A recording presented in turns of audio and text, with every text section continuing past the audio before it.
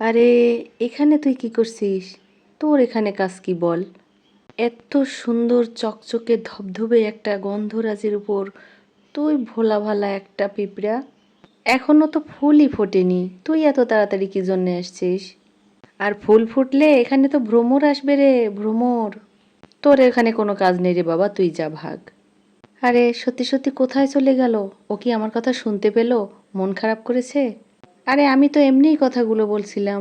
মন খারাপ করিস না বাবা, চলে আয়। তুই ঘোরাঘুরি করছিলি, ফুলটার সৌন্দর্যই ছিল অন্যরকম। আসলে ভালো কিছু থাকতে আমরা তার কদর বুঝি না, আরও ভালো কিছু খুঁজতে চাই।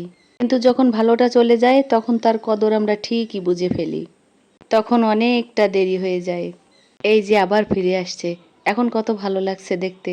আমাদের সম্পর্কগুলোও কিন্তু এমনই, থাকতে মূল্যায়ন করি না, চলে গেলে তখন মূল্যায়ন করি।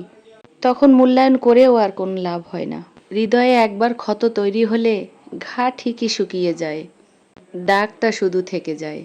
তাই ভালো থাকতেই সম্পর্কগুলো বাঁচিয়ে রাখার চেষ্টা করি, সবাই ভালো থাকার চেষ্টা করি।